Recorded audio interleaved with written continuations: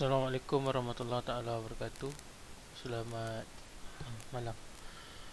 Hari ini 71 hari bulan 7 jam 10.24 minit malam. Okey, baik. So kita update sedikit pasal perkembangan chart, apa yang berlaku. So macam biasa, saya adalah swing trader. Saya bukannya scalp ataupun intraday ni trader. So apa yang saya buat adalah saya akan mencarilah entry-entry yang boleh kita masuk position lah untuk apa orang kata, buat jual dan beli. Okey, saya update sikit USD CAD, minyak menguat, CAD menguat, tapi USD masih lagi, macam saya cakap dengan video ni sebelum ni, USD masih lagi melemah. So USD CAD masih lagi menguat dan meneruskan pendakian. Dan kalau lihat dekat sini, dah break dia dah break area support sekitar sini,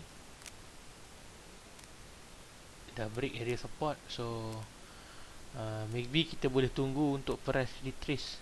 Okay, untuk press retrace semula ke arah ni,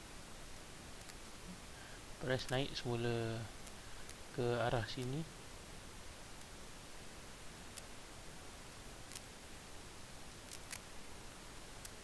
Nampak bila press naik semula, kemudian kita tunggu untuk dia meneruskan penurunan ke bawah lah.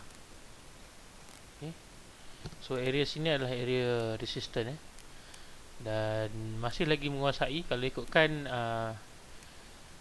price berada di luar BB, menunjukkan akan ada pergerakan yang bagus, yang besar. Kalau tengok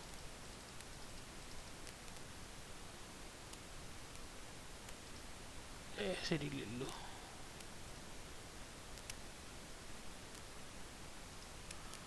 Kalau tengok dekat sini, JH4 nampak macam ada bentuk hammer, tapi ini kita kena tunggulah. Dekat H4 ni kita kena tunggu, tapi saya abaikan je. Saya masuk di daily sebab sekarang ni memang tunjukkan di weekly masih lagi downtrend valid, signal masih lagi valid.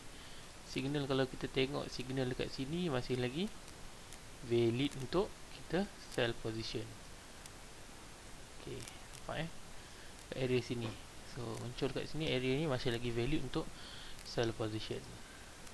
Okey. Dan kalau dia naik ke atas, maybe dia nak bagi re-entry di daily ataupun dia nak bagi re-entry di weekly lah. So kalau re-entry di weekly, cantik lah tu. Okey. Macam saya cakap, kalau USD melemah, semestinya pair yang di depan dia tu adalah contohnya XXX USD akan menguat. So hari ni kita tengok NZD New Zealand juga meneruskan pergerakan ke atas. Naik. So tak dapat trigger saya punya buy position dekat sini. Malahan dia dah break dia dah break resistance NZD USD ni dia dah break resistance area sini. So okay, dia dah break kat sini. So ini menandakan kita boleh jadikan ini sebagai area support dan kita tunggu untuk press retrace ke bawah lah untuk kita entry.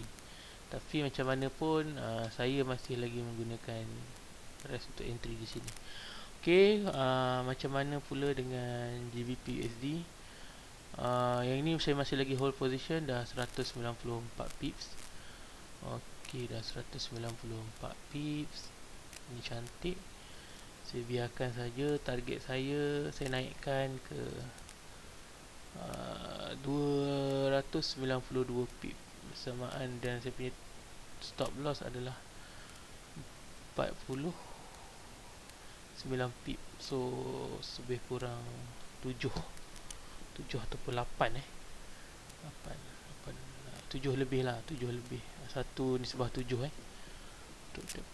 Euro USD, Euro meneruskan kenaikan saya cakap, dan signal Euro semuanya buy buy di weekly adalah buy, di daily adalah buy, Di H4 juga adalah buy position. So ini yang kita nak cari sebenarnya. Sebentar, di H4 ni saya kena tukar. Yes, di H4 masih lagi buy position. Jadi masih lagi kita boleh masuk, letakkan entry di sini, daily, dan weekly di warna biru ni, di bahagian daily. So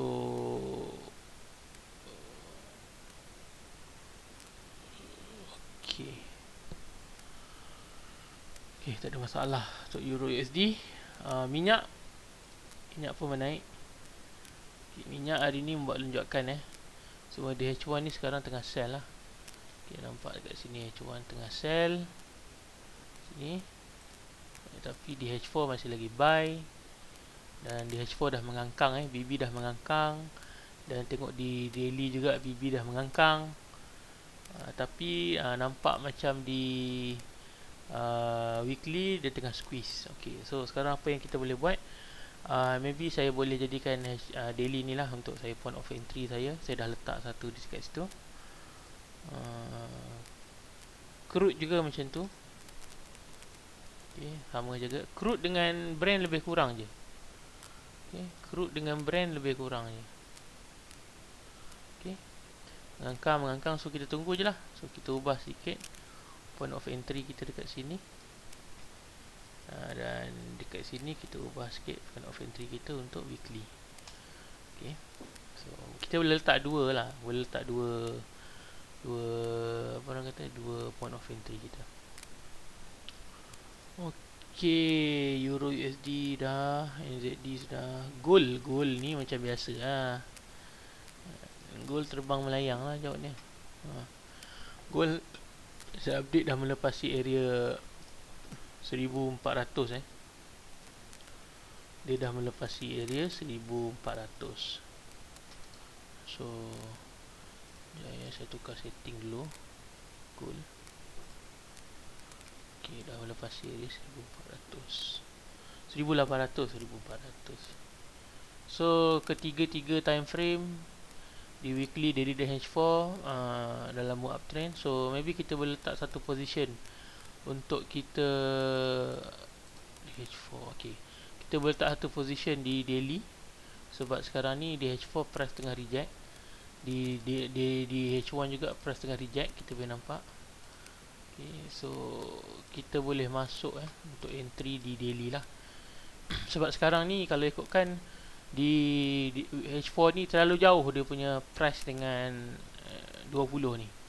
So saya jangkakan dia akan turun. Okay, turun sekejap Tapi macam biasa point of entry kita kalau ikutkan di daily area sinilah.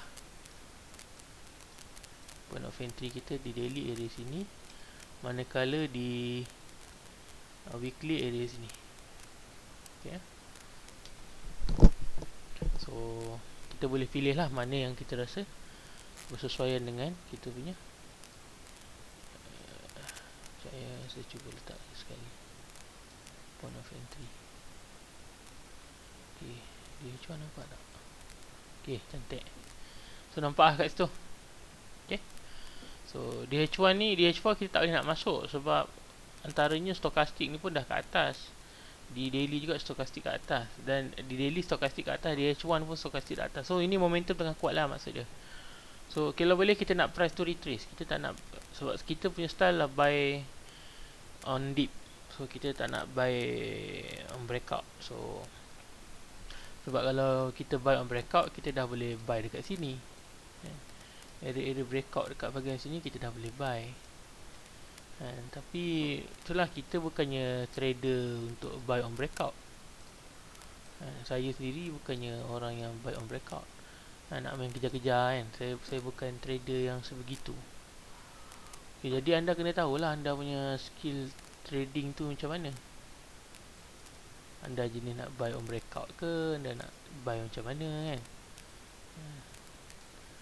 Dia hilang-hilang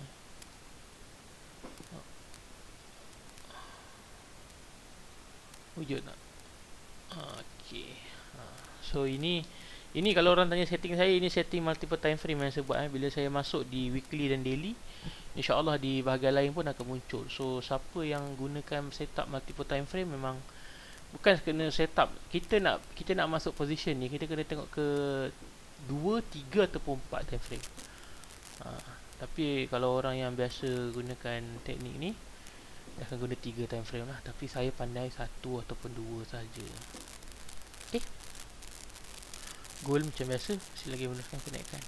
So yang saya buy position sekarang, yang saya still hold adalah GBP USD. Saya masih lagi hold dalam 200 pip. Saya ada buat order lah untuk USD CAD, Audi USD dan juga brand kalau tak silap saya brand ke crude. Macam tu lah. Sebetulnya USD CAD ni saya hold position, tapi macam biasalah saya pun kadang-kadang ada masalah emosi juga sebab one of the reason dekat sini dia tengah sideway, tapi itulah dia sebenarnya bagi sideway untuk re-entry position ni sepatutnya lah kan, tapi kita tak pandai. Itu masalah kalau kita tak pandai ni. Ni banyak pip juga ni kalau masuk ni. Hari tu lah sebenarnya saya dah ada position dah hari tu, tapi still tak yakin kan dengan trade sendiri, tu masalah lah. So apa pun tayo. Terima kasih kerana sudi luangkan masa. Assalamualaikum warahmatullahi wabarakatuh.